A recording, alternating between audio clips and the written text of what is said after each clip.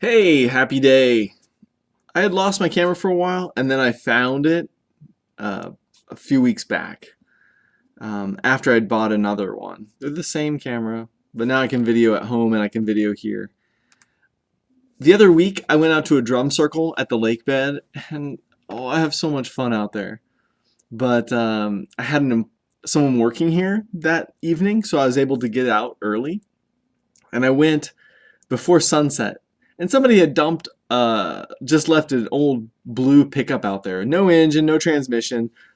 Three of the tires were there, but they were off. It was set up kind of there, and I made a little bench out of the tires and a couple of planks of wood, and I just sang to the sunset. It was so lovely. Because I was one of the first people out there in the general location, as the next few people came, they stopped where I was at, and we set up a little evening camp, you know, I didn't think that the drum circle would be there. There wasn't a fire pit or anything. But as the sun began to set, we saw a fire and we decided to go because clearly that was where people were setting up for the drum circle. And I said to Valerie, I said, hey, we should do a photo shoot out here. And she was like, on it. Like, yeah, let's do it, blah, blah, blah, tomorrow and stuff. And I was like, all right. So then tomorrow came, and usually I go to this other drum circle on Sundays, and texted her, and she had set it up for the following evening. So I said, all right, all about it. And oh man, we get out there about 5, and it was just windy. I was the second person out there, but I started setting things up. I got some flowers from the discount produce markdown area at the grocery store. And all these really beautiful people came out there just dressed up, and it was so nice. A friend had given me a Canon I said, oh, I need to get a camera. And they said, oh, we got a camera for you. I said, a Rebel, a Canon Rebel. I was like, geez, that sounds great. So I got it, and it's a good camera, but it is well used. It's like 10 years old, but it had seen some use. The autofocus was broken on the lens. And I kind of shopped around for a couple lenses. I ended up getting a telephoto lens from the thrift store, half price, and the autofocus works good.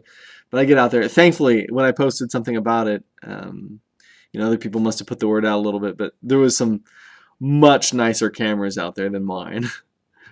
And so I'm like, deep, deep, click, click, click, click. It was so slow. And my fingers like in the corner of some of the frames, like like that. And so a lot of this stuff was out of focus.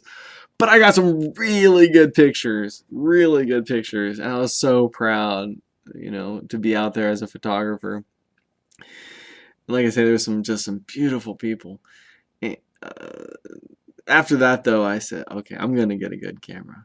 Because I do tattoos, I can reason that it's an expense. And one photo of a good tattoo can get me thousands of dollars worth of work. So it's kind of like the same thing. Like if I find a picture book for like $5, I think, well, if I sell one tattoo out of this book, it'll be so worth it. So now I have stacks of art books. But I'm shopping on OfferUp and Craigslist right now and eBay for one of the Sony A series cameras.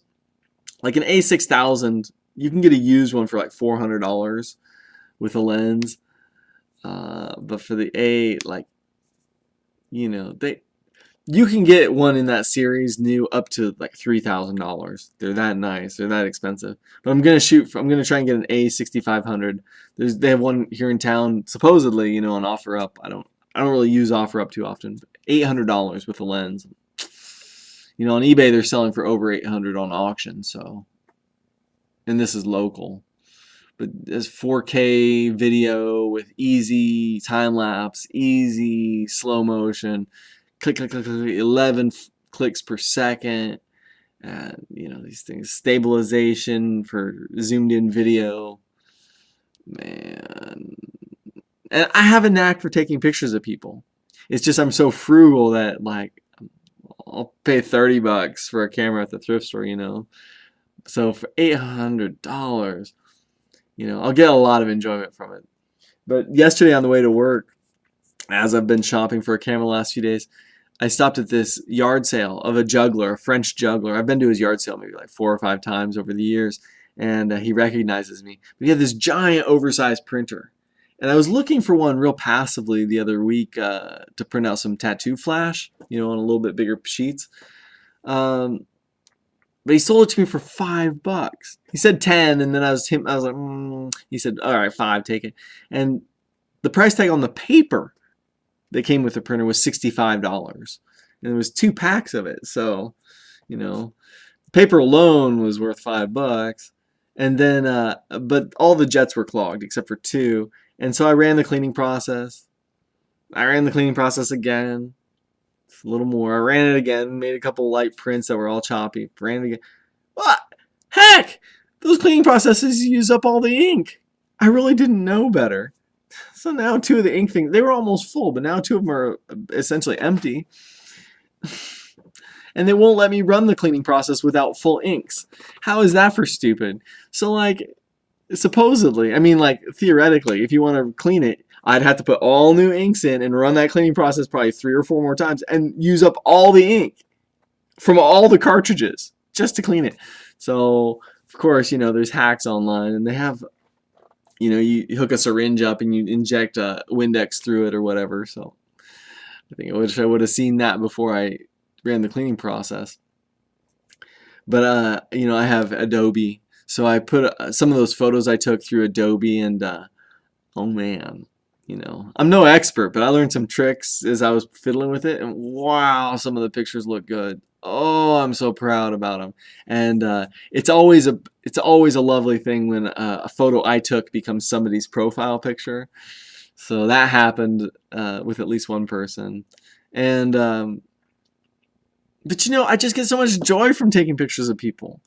There was this friend I met in South America who had like a $4,000 camera stolen the week before I got there. And he was renewing his visa, but he had been filming this tribe up in Colombia. And he had been a photographer, like a location scout photographer. But now he is a director. He's directing some. And he made the point, always get as close as you can to the subject. Get it as wide as you can and as close as you can for the best images. And so I just take his word for it. So I'm out there photographing, and all the other photographers are like way back here. I'm like, why? I don't want to be in their pictures, but I'm like, why are you guys so far away? Okay, let's just stop for a minute and all get close and mingle, because it's like anyway.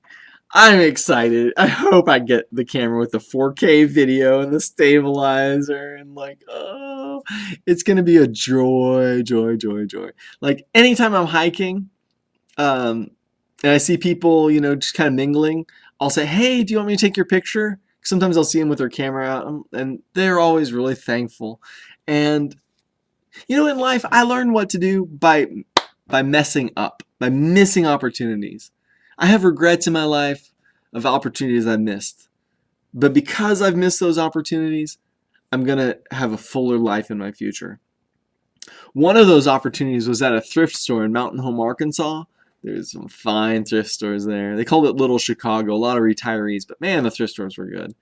Well, at one point, this station, Music of Your Life, I'm not kidding you, one of the commercials said, music from the 20s, 30s, 40s, 50s, 60s, 70s, and 80s. Music of your life. What? So they've been playing all sorts of fancy music I had never heard before. But this do-do-do-do kind of music came on. And this old lady, she must have been in her 70s, said, oh, we could dance to this. And I said, oh, yeah, we could. And there was this gap of time there for a second, and then we just kind of and went on our lives. I could have taken her in my arms and danced with her. It would be one of the most precious, beautiful memories I would have. Instead, I missed the opportunity. And when you miss the moments, I've learned it's better just to be awkward for a second or two and just hammer through that veil of uncertainty. But at that time I didn't. It's always best. Okay, of course, you don't want to trip yourself up. You always have to think twice. In certain circumstances, you have to make sure it's safe or whatever. But if you hesitate beyond what you think when you think you should act, then it's the awkwardness moves up geometrically. And I've learned that if I get to that point where it's starting to move geometrically, just to step up and be like, let's do it. But another opportunity, because we're talking about photography, happened as I was driving back from the drum circle one Sunday, and it was just the clouds and the light and everything. And this couple was walking. I don't know if they were from out of the country or not, but they looked like playfully gypsy. Not like they lived the gypsy life, but that they were traveling. And they were such a beautiful couple, clearly in love. And the look on their faces was just mystical. Just mystical. They were there. And I'm telling you, the light was perfect. And I drove, and as I was driving by, I said, I should stop and ask them if they want me to take a picture of them because it was so beautiful. And like every second that passed, it became more and more difficult to stop and turn around, to the point where I just let it go. I said, it's all right. It's all right. But I regret it. They would have treasured those pictures. I mean, undoubtedly I would have gotten a good one at least. And they would have loved that picture forever. I mean, hell, I don't care about being a weirdo. I've been a weirdo enough times. I have no problems being the weirdo. And it's pretty rare that people shun me for being a weirdo. Usually people thank me, for, oh, that's really nice of you. Thank you. Yes, we would love our picture taken. Here's our $1,000 iPhone. Click, click, click, click. Anyway, back on the horse.